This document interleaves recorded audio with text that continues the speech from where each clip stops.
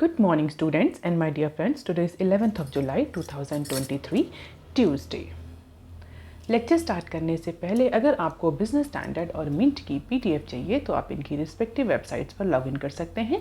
Basic version दोनों ही newspaper का सबके लिए फ्री है। इसके अलावा इकोनॉमी और फाइनेंस रिलेटेड अदर अपडेट्स के लिए आप मेरा टेलीग्राम चैनल भी ज्वाइन कर सकते हैं। आप मुझे ट्विटर, रिसर्चगेट, फेसबुक और इंस्टाग्राम पर भी फॉलो कर सकते हैं। रिकमेंडेड प्ले स्पीड है इस वीडियो की 1.25x। Thought of the day is failure is only postpone success as long as courage coaches ambition. The habit of persistence is the habit of victory. और आज के mint paper की approximately 7 important news headlines हैं। Business standard की approximately 14 important news headlines हैं और आज के डिस्कशन में हम 11 न्यूज़ आर्टिकल्स कवर करेंगे। तो जल्दी से स्टार्ट करते हैं मिंट का पहला आर्टिकल, जो कि पेज नंबर 1 पर दिया हुआ है। Foxconn and chip pact with Vedanta. Taiwanese Foxconn technology group ने मंडे को अपना ज्वाइंट वेंचर खत्म कर दिया। किसके साथ ज्वाइंट वेंचर खत्म कर दिया? वेदांता लिमिटेड के साथ। तो बेसिकली इस ज्वाइंट वेंचर के थ्रू फॉक्सकॉन टेक्नोलॉजी इंडिया में अप्रॉक्सीमेटली $20 बिलियन का इन्वेस्टमेंट करने जा रहा था in order to build the semiconductor fabrication manufacturing unit. तो चिप फैब्रिकेशन के लिए, असेंबली के लिए, टेस्टिंग के लिए, डिस्प्ले के लिए ये $20 बिलियन का इन्वेस्टमेंट फॉक्सकॉन टेक्नोलॉजी ग्रुप को करना था और उसके लिए उसने इंडिया में वेदांता से जॉइंट वेंचर किया था। और वही जॉइंट वेंचर जो है वो फॉक्सकॉन टेक्नोलॉजी ग्रुप ने मंडे को ख़त्म कर दिया है।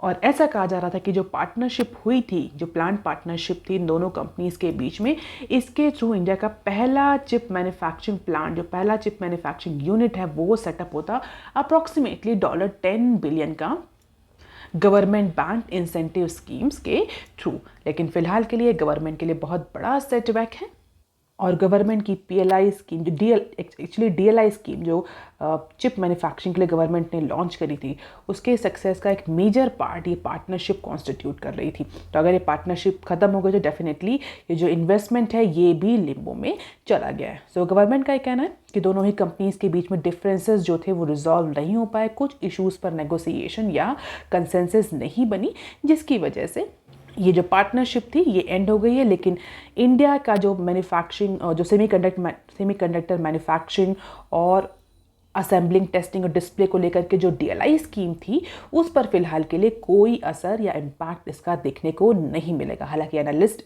इस बात को या इस डेवलपमेंट को अभी और देखेंगे क्या ये दोनों कंपनी अलग अलग डिस्प्ले, मैन्युफैक्चरिंग और टेस्टिंग यूनिट सेटअप करेंगी या कोई और मोड आगे हमें देखने को मिलेगा। क्योंकि दोनों ही कंपनीज का ये कहना है, या हम बोल सकते हैं गवर्नमेंट का ये कहना है कि दोनों कंपनीज ये कह रही हैं कि दोनों ही कंपनीज फुली कमिटेड हैं इंडिया में सेमीकंडक्टर इंडस्ट्री को सेटअप करने के लिए। As of now this is going to be the big setback for government of India.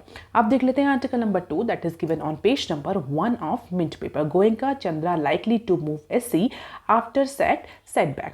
अगर आप रेगुलरली फॉलो कर रहे हैं चैनल तो आपको पता होगा कि जील या जी इंटरटेनमेंट एंटरप्राइज लिमिटेड के जो टॉप एग्जीक्यूटिव थे, मैनेजिंग डायरेक्टर और उनके फादर मिस्टर सुभाष चंद्रा, उनको सेबी ने किसी भी लिस्टेड कंपनी में टॉप पोजीशन लेने से बैन कर दिया था, मना कर दिया था, क्योंकि वो इस पर्टिकुलर जील में उन पर फंड मिस एप्रोप्रिएशन का एलिगेशन लगा था। इसके बाद इन दोनों ही इंडिविजुअल्स को, टॉप एग्जीक्यूटिव्स को, किसी भी अदर कंपनी में किसी भी टॉप पोजीशन या डायरेक्टर की पोजीशन लेने को सेबी ने बैन कर दिया था। और सेबी के उसी ऑर्डर को लेकर के जो मिस्टर गोयनका और मिस्टर सुभाष चंद्रा हैं, ये सैट कहते हैं। SAT stand for security appellate tribunal. अगर सेबी के किसी भी ऑर्डर से, सेबी के किसी भी डिसीजन से एग्रीव्ड पार्टी को कोई डिसएग्रीमेंट होता है तो वो सैट में उसकी अपील कर सकता है, जिसको बोलते हैं सिक्योरिटी एपेलेट ट्रिब्यूनल।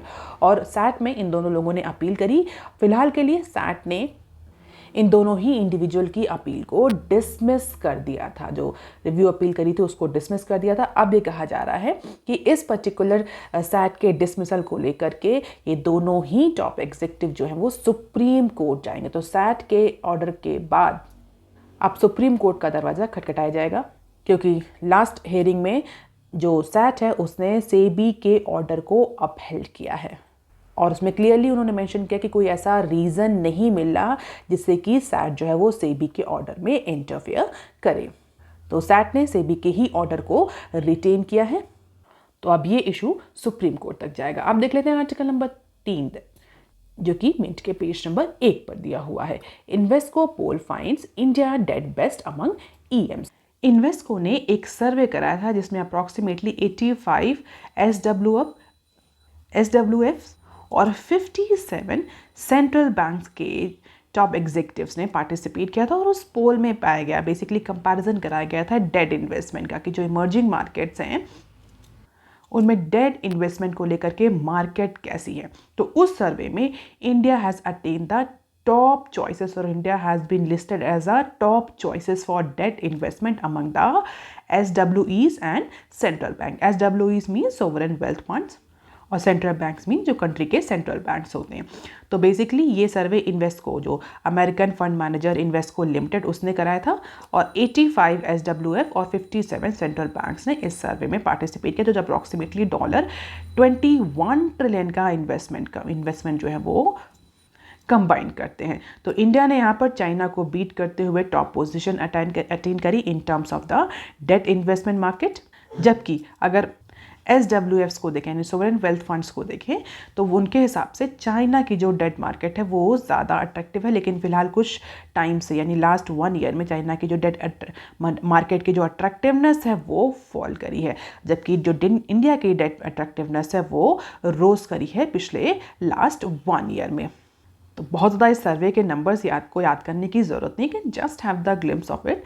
और ये देख सकते हैं कि इंडिया जो है, India has emerge as one of the top choice for debt investment by the central banks and sovereign wealth funds.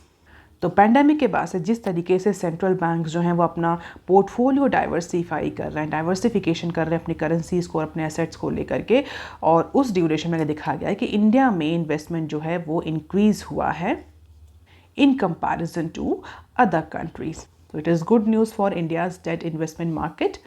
But फिलहाल के लिए ये सिर्फ 1 साल का ही सर्वे है, जिसमें 1 साल या 2 साल का डेटा ही जो है वो इन्वेस्को ने कंपाइल किया है और उसी के बेसिस पर इन्वेस्टर पोल किया गया है। So these are the most favoured countries: India, South Korea, China, Mexico and Brazil.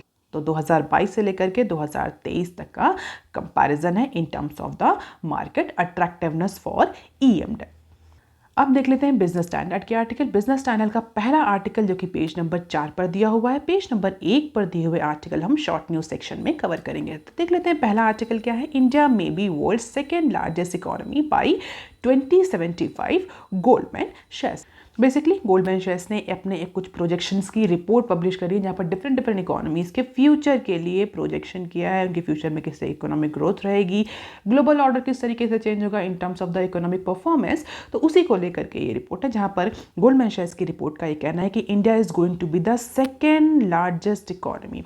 India 2075 तक यानी 2075 तक इंडिया जो है वो सेकेंड लार्जेस्ट इकोनॉमी बनकर सामने आएगा, जापान और जर्मनी और यूनाइटेड स्टेट्स को सरपास करते हो। तो according to Goldman shares report, India will be surpassing the Japan, Germany, United State by 2075 and it will become the second largest economy after China.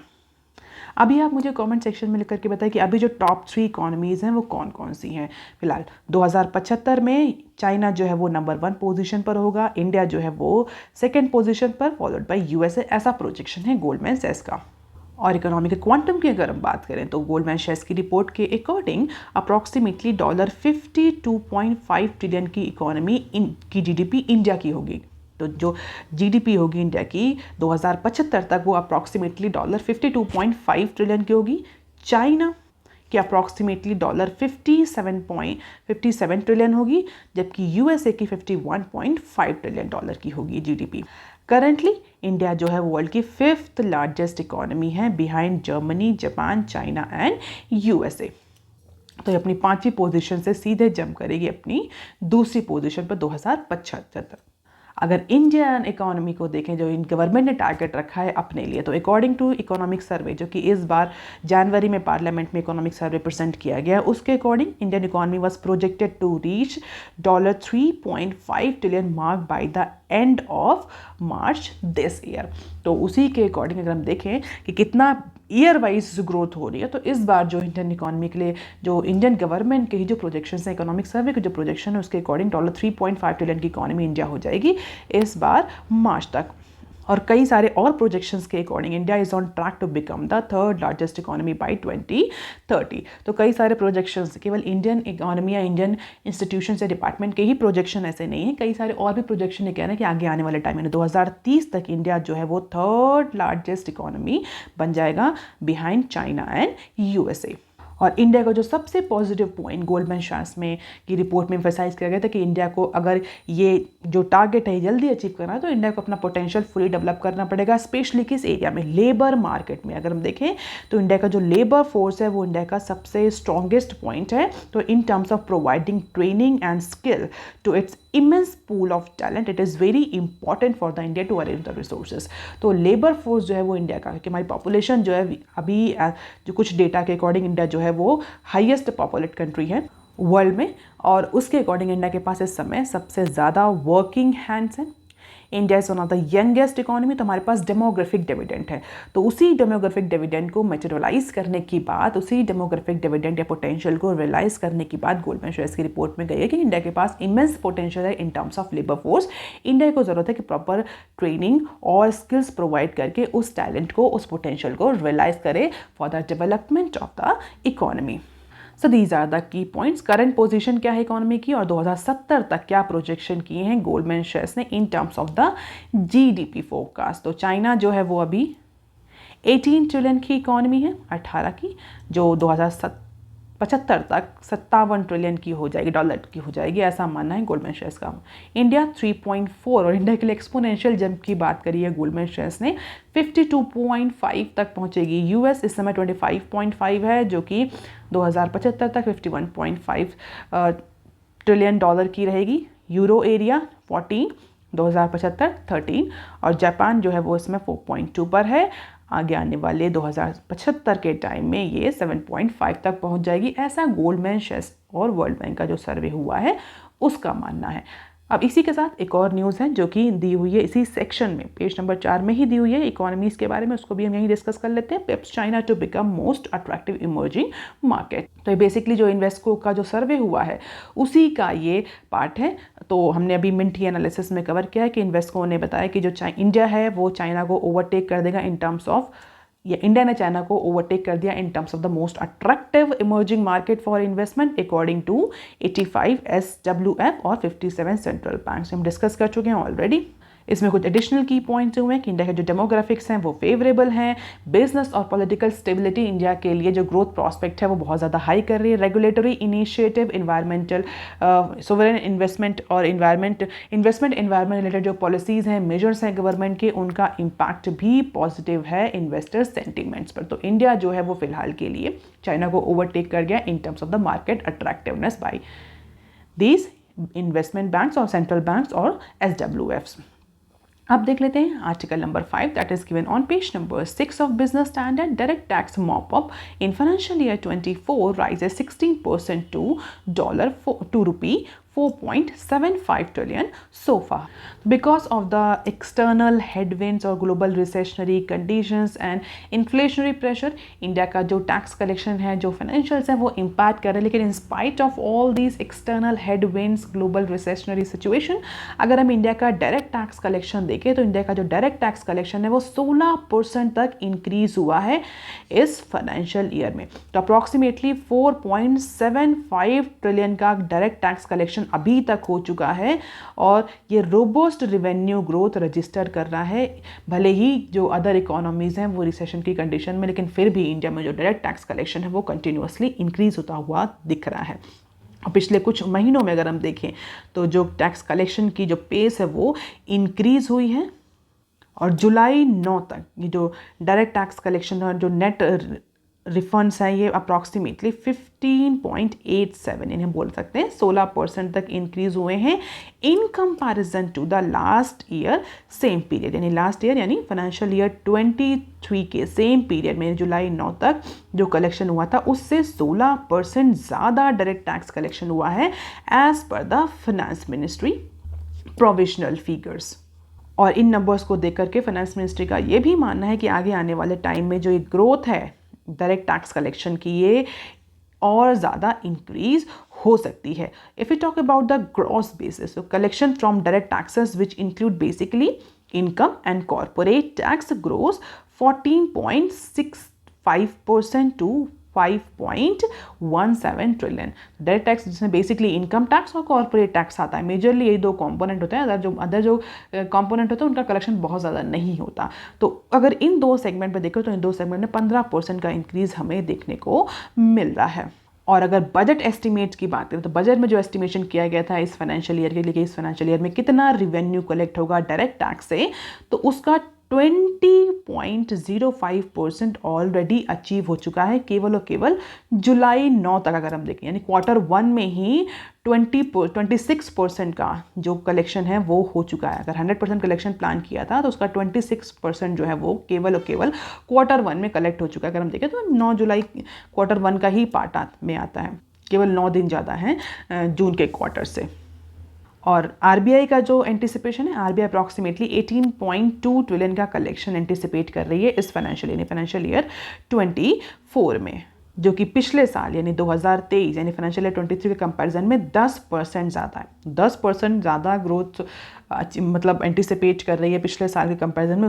उसके अगर हम कंपैरिजन में देखें तो 16% का ग्रोथ रेट हमें देखने को मिल रहा है नेट डायरेक्ट टैक्स कलेक्शन में। अब देख लेते हैं article number 6 that is given on page number 6 of business standard. L&T and Navantia signed teaming deals for Project 75I submarine at ₹43 crore। अभी रिसेंटली जर्मनी के जो सबमरीन बिल्डर हैं TMS, उसने एक डील साइन करी है MDS के साथ टू बिल्ड अप्रॉक्सीमेटली 6 सबमरीन। तो अभी रिसेंटली जर्मनी के सबमरीन शिप बिल्डर ने एक बहुत ही सिग्निफिकेंट बहुत ही बड़ी डील साइन करी है in order to build approximately 6 submarines for Indian navy. उसी के कंटेक्स्ट में एक कॉम्पिटिंग पार्टनरशिप अनाउंस करी है L&T ने। L&T एंड स्पेन के जो नवांटिया है उस ग्रुप ने भी जॉइंट वेंचर या हम बोल सकते हैं एक डील साइन करी है सबमरीन बिल्ड करने। तो L&T और नवांटिया ने एक टीमिंग एग्रीमेंट साइन किया, टीए बोलते हैं इसको, मंडे को साइन किया गया है for submission of techno commercial bid for Indian navy prestigious project 75I, जिसको हम 75 इंडिया भी बोलते हैं, सबमरीन प्रोग्राम। तो इंडिया का जो प्रोजेक्ट 75 इंडिया सबमरीन प्रोग्राम है उसके लिए कॉमर्शियल बिड सबमिट करी है इन दोनों ही कंपनीज ने कंसोर्शियम बना करके, टीम बना करके। तो L&T और नवांटिया ने टीमिंग एग्रीमेंट साइन किया और वो दोनों कंपनी मिल करके इंडियन नेवी का जो prestigious project 75 India submarine program है उसके तहत अपनी कॉमर्शियल बिड सबमिट करेंगे probably to manufacture the submarine. अच्छा, अब बात करते हैं प्रोजेक्ट 75 इंडिया। तो ये क्या है? अगर हम देखें तो प्रोजेक्ट 75 इंडिया के तहत अगर किसी भी इंडियन बिडर को टेक्नोलॉजी पार्टनरशिप करनी है, बोलते हैं कोई भी इंडियन बिडर टेक्नोलॉजी पार्टनरशिप कर सकता है किसी भी फॉरेन कंपनी के साथ in order to build the conventional submarine equipped with air independent propulsion system AIP। तो बेसिकली इंडिया में टेक्नोलॉजी ट्रांसमिशन को प्रमोट करने के लिए, सबमरीन मैन्युफैक्चरिंग सेक्टर को प्रमोट करने के लिए और इंडिया को डिफेंस के केस में सेल्फ रिलायंस बनाने के लिए ये जो इनिशिएटिव या बोल सकते हैं जो स्कीम थी प्रोजेक्ट 75 इंडिया, ये गवर्नमेंट ने लॉन्च करी थी। और इसके तहत कोई भी इंडिया का जो सबमरीन बिल्डर है जो इंडिया में सबमरीन बना सकता है, जिनके पास कैपेबिलिटी है, वो किसी भी फॉरेन कंपनी के साथ टाई अप कर सकते हैं फॉर टेक्नोलॉजी कोलैबोरेशन। और वो दोनों ही कंपनीज मिल करके इस पर्टिकुलर प्रोजेक्ट के तहत अपनी कॉमर्शियल बिड सबमिट कर सकती हैं इंडियन नेवी के लिए सबमरीन बनाने के प्रोग्राम में। तो बेसिकली क्या होगा, इससे ये होगा जो फॉरेन कंपनी जिसके पास टेक्नोलॉजी है, जिसके पास एफिशिएंसी है, जिसके पास नो हाउ है, वो वो नो हाउ, वो टेक्नोलॉजी इंडियन कंपनीज को ट्रांसफर हो जाएगा। लेटर ऑन जब वो ज्वाइंट वेंचर या टीमिंग एग्रीमेंट खत्म होगा तो हमारे पास टेक्नोलॉजी होगी और हमें फिर सबमरीन के प्रोक्योरमेंट के लिए किसी अदर कंट्री पर डिपेंड या किसी अदर कंपनी पर डिपेंडेंट नहीं रहना पड़ेगा, स्पेशली डिफेंस के केस में। और ऐसा कहा जा रहा है कि ये जो L&T और नवांटिया ने जो ये डील करी है अप्रॉक्सीमेटली यूरो 4.8 बिलियन की डील है। अगर इंडियन रुपी के टर्म्स में आते हैं तो 43,500 करोड़ की डील है। और ऐसा कहा जा रहा है कि अभी तक की लार्जेस्ट डिफेंस एक्विजिशन प्रोजेक्ट है, जिसके तहत 6 AIP सबमरीन्स जो हैं वो बनाई जाएंगी आगे आने वाले 30 सालों के अंदर इस पर्टिकुलर कॉन्ट्रैक्ट में।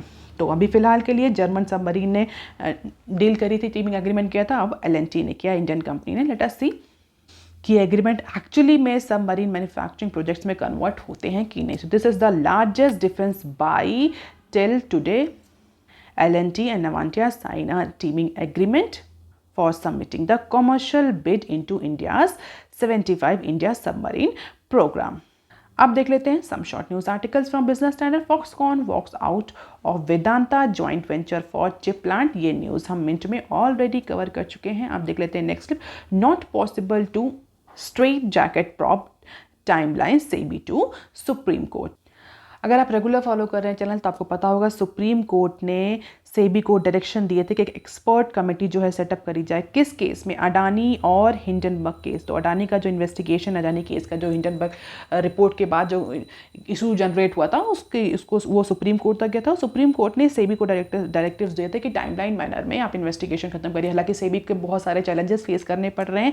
जो ऑफशोर इन्वेस्टमेंट है उसकी इन्फॉर्मेशन सेबी को नहीं मिल पा रही है और कई बार सुप्रीम कोर्ट ने इस चीज़ को लेकर के सेबी को बोला भी है कि आप एक एक्सपर्ट कमेटी कॉन्स्टिट्यूट करिए जो कि टाइमलाइन मैनर में इस प्रॉब को, इस इन्वेस्टिगेशन को कंप्लीट करे। So beside overseeing the probe, one of the mandate that has been given to 6 member panel headed by former जज supreme court justice was suggest to structural reforms for SEBI। तो इसी particular context में सेबी के लिए structural reforms की भी बात कही गई कि आप एक एक्सपर्ट कमेटी सेटअप करिए जो अडानी और हिंडनबर्ग केस को भी इन्वेस्टिगेट करेगी और आप में जो आपके जो लूप होल्स हैं जिसकी वजह से आपको ये इन्फॉर्मेशन एक्सेस नहीं हो पा रही है, आप इन्वेस्टिगेशन टाइमलाइन मैनर में कंडक्ट नहीं कर पा रहे हैं, तो you need some structural reforms also. तो उसी के कंटेक्स्ट में सेबी ने अपना रिस्पॉन्स जो है वो सबमिट किया है सुप्रीम कोर्ट को।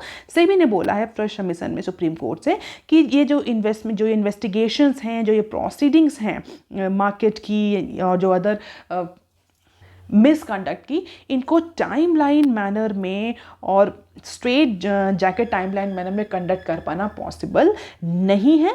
सेबी ने सुप्रीम कोर्ट को ये भी बोला कि 2019 के जो रूल हैं उनसे कोई बहुत ज़्यादा इम्पैक्ट नहीं पड़ रहा। ऐसा नहीं कि हम बेनिफिशियल ओनरशिप है ऑफशोर फंड्स की उनको आइडेंटिफाई नहीं कर पा रहे हैं, ऐसा कोई खास इम्पैक्ट नहीं पड़ रहा। तो बेसिकली सेबी ने अपना पॉइंट ऑफ व्यू रखा है। सेबी ने बोला है टाइमलाइन मैनर में सिक्योरिटी मार्केट के मिसकंडक्ट को आइडेंटिफाई कर पाना पॉसिबल नहीं है because there are lot of legal hurdles जो कि ऑफशोर फंड से इंफॉर्मेशन लेने के लिए सेबी को फेस करने पड़ते हैं।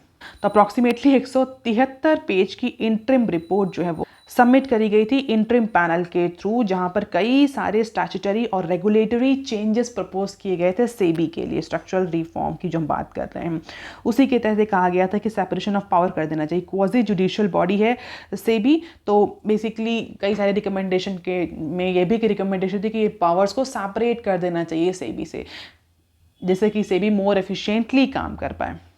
और इसी रिकमेंडेशन में एक मैंडेटरी टाइमलाइन के इंट्रोडक्शन की भी बात कही गई थी, जहाँ पर कहा गया था कि एक टाइमलाइन इंट्रोड्यूस करी जाए सेबी के किसी भी इन्वेस्टिगेशन और प्रोसीडिंग्स के लिए। तो उसी सारे रिकमेंडेशन के कंटेक्स्ट में सेबी ने अपना रिप्लाई दिया है कि क्या क्या प्रैक्टिकल चैलेंजेस हैं इन रिकमेंडेशन को इम्प्लीमेंट करने के लिए, सेबी को क्या क्या हर्डल्स फेस करने पड़ते हैं किसी भी तरह के मिसकंडक्ट का इन्वेस्टिगेशन और प्रॉबिंग करने के लिए। अब देख लेते हैं next clip. IPEF nations consider 3-year exit clause. What is this IPEF? Indo-Pacific Economic Framework। तो 14 कंट्रीज की एक ग्रुपिंग है, 14 नेशन का ये जो ग्रुप है इंडो पैसिफिक इकोनॉमिक फ्रेमवर्क, जो बेसिकली यूनाइटेड स्टेट जो है उसने लीड किया था इस पर्टिकुलर फ्रेमवर्क को। अब ये जो कंट्रीज हैं ये फिलहाल के लिए 3 साल के एग्जिट क्लॉज की बात कर रहे हैं। इसका मतलब क्या है? This particular exit clause will give its member the flexibility to move out of any pillars of agreement if the need arises। तो 4 जो pillars हैं IPEF के, उसमें एग्जिट क्लॉज की बात करी जा रही है। ऐसा कहा जा रहा है कि किसी भी मेंबर कंट्री को ये लगता है कि वो उस पर्टिकुलर पिलर से एग्जिट होना चाहता है, या उसका पिलर मीन्स बेसिकली एग्रीमेंट या पैक्ट जो है, 4 डिफरेंट पैक्ट एग्रीमेंट जो है, अगर उससे कभी वो एग्जिट होना चाहे तो अप्रॉक्सीमेटली 3 साल के बाद वो नेशन या वो कंट्री उस पिलर से या उस एग्रीमेंट से एग्जिट करे। ऐसा प्रोविजन जो है इस पर्टिकुलर फ्रेमवर्क में डाला जाए। मई 2022 में ये जो ऑर्गेनाइजेशन है, बोल सकते हैं जो ये कॉपरेशन है, ये लॉन्च किया गया था। पर्पस क्या था? To design to strengthen economic cooperation among the Indo Pacific nation. Basically इसका ये पर्पस बोला था कि इंडो पैसिफिक नेशन को स्ट्रेंथन करना। जो इसका सीधा रीजन था वो चाइना के एग्रेशन को काउंटर करना इंडो पैसिफिक रीजन में। तो इंडो पैसिफिक रीजन में जिस तरीके से चाइना का एग्रेशन बढ़ रहा है उसको काउंटर करने के लिए IPF कॉन्स्टिट्यूट किया गया था। इसके तहत 4 पिलर्स थे। आप मुझे कमेंट सेक्शन में लेकर के बताइए ऐसे कौन से 14 पिलर्स थे, 4 पिलर कौन कौन से हैं। इसमें हम कई बार डिस्कस कर चुके हैं। अगर IPF के मेंबर्स की बात करें तो 14 मेंबर कंट्रीज इसमें जो 40% ग्लोबल GDP को रिप्रेजेंट करते हैं, 28% ग्लोबल गुड्स और सर्विस ट्रेड को रिप्रेजेंट करते हैं। As of now India is the part of only 3 pillars. इंडिया ने 4 पिलर्स में से केवल 3 पिलर्स को ही ज्वाइन किया है। हालांकि अभी अगर एग्जिट क्लॉज आ जाता है तो मेंबर कंट्रीज को फ्लेक्सिबिलिटी मिल जाएगी, लेकिन क्या टर्म्स एंड कंडीशंस होंगे इस एग्जिट के लिए, इसको लेकर के अभी बहुत ज़्यादा क्लैरिटी नहीं है। It is just a proposal. और अगर ये प्रपोजल हो जाता है तो जो ये 14 कंट्रीज़ हैं जिसमें India, US, Australia, Indonesia, Malaysia, south Korea, New Zealand, Philippines, Singapore, Thailand, Vietnam जैसे कंट्रीज हैं, ये कभी भी किसी भी पिलर से एग्जिट कर सकते हैं। लेट अस सी कि इसमें आगे क्या डेवलपमेंट होता है। अब देख लेते हैं next, government need to focus on improving investment climate. तो बेसिकली एक ईमेल इंटरव्यू है मिस्टर आसित रंजन मिश्रा का, जो कि एशिया पैसिफिक इकोनॉमिस्ट हैं S&P ग्लोबल रेटिंग के। उनके अकॉर्डिंग इंडियन गवर्नमेंट को वर्क करने की ज़रूरत है इन्वेस्टमेंट क्लाइमेट को इम्प्रूव करने के लिए, क्योंकि रिसेंटली S&P ग्लोबल रेटिंग जो है वो इंडिया के जो इकोनॉमिक रीओपनिंग मोमेंटम है उसको फेट को एंटिसिपेट कर रही है। ऐसा कहा जा रहा है कि जो टाइट मॉनेटरी पॉलिसी है उसकी वजह से इंडिया का जो डोमेस्टिक डिमांड है वो इम्पैक्ट करेगा, जिसकी वजह से डोमेस्टिक डिमांड इम्पैक्ट होने की वजह से जो इकोनॉमिक ग्रोथ है वो इम्पैक्ट करेगी। उसी कंटेक्स्ट में इनका इंटरव्यूअर उन्होंने बोला है कि इंडिया को फिलहाल के लिए अपना इन्वेस्टमेंट क्लाइमेट जो है वो इम्प्रूव करने की ज़रूरत है। जो टाइट मॉनेटरी पॉलिसी है वो फिलहाल के लिए अब उनकी रिक्वायरमेंट नहीं है। सो लेट अस सी कि आगे क्या होता है। फिलहाल के लिए इंटरव्यू बहुत ज़्यादा इसको डिटेल में जाने की जरूरत नहीं है। If you are interested you can read this at once. So that is all for today students. Please like, share and subscribe. Thank you. Have a nice day.